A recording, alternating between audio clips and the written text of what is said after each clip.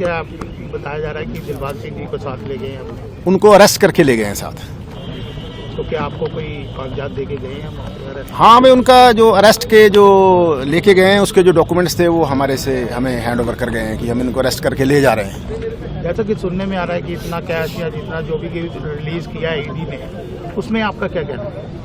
नहीं, हमारे पास तो ईडी का रिटर्न पड़ा हुआ आपके सामने, मैंने आपको दे भी दी है उसकी एक कॉपी।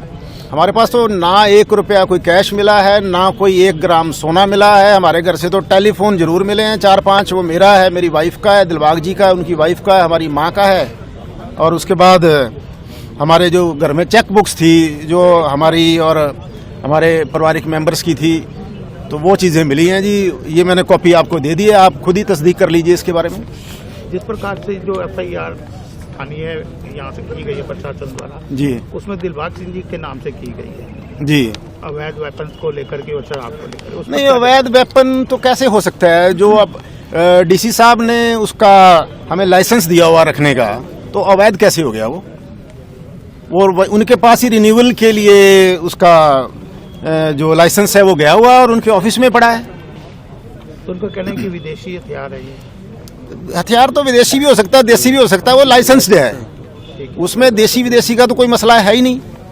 तो जो पैसा दिखाया गया सर इसमें नहीं, पैसा तो ईडी वालों को पूछो ना, अगर हमारे पास पैसा था वो कहाँ ले गए पैसा? वो 5 करोड़ 5 करोड़ की बात आप करते हैं, तो 5 करोड़ होता तो हमारे इस जो सीजर रिपोर्ट देके गए हैं उसमें वो उसको मेंशन करते हो।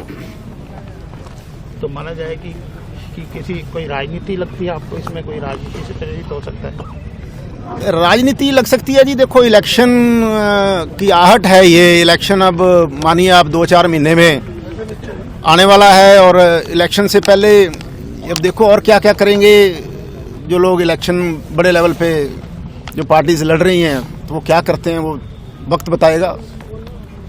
तो ये 4-5 दिन से ये यहीं बैठे थे, तो क्या कर रहे थे? तो आप भी रेड में शामिल थे? नहीं, मैं भी, हम सारे कैद थे जी 5 दिन से।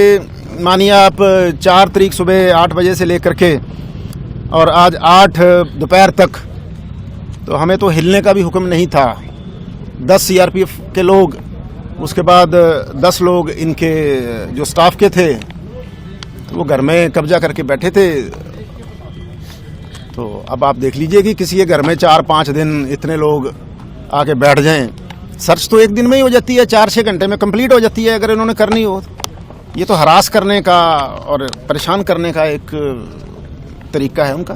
तो आगे आप क्या करेंगे? आपको नहीं, हम अपनी इसकी जो कानूनी कार्रवाई जो बनेगी वो बैटल हम लड़ेंगे, उसको फाइट करेंगे, कानून का सहारा लेंगे, हम कोर्ट में जाएंगे और वहाँ से हम रिलीफ मांगेंगे कोर्ट से। और हमारे ऊपर कोई ऑफेंस तो बनता नहीं है। हमारा जो लाइसेंस, उन्होंने आर्म का लाइसेंस के बारे में बताया, वो भी DC साहब के ऑफिस में पड़ा है, मैंने आपको बताया भी है। ये सारी छोटी छोटी ये ऐसी चीज़ें बना करके किसी की चीज़ किसी का नाम लगा करके उसके बाद कोर्ट में हम पेश करेंगे और वहाँ से हमें रिलीफ, पूरी उम्मीद है हमें कानून पे कि हमें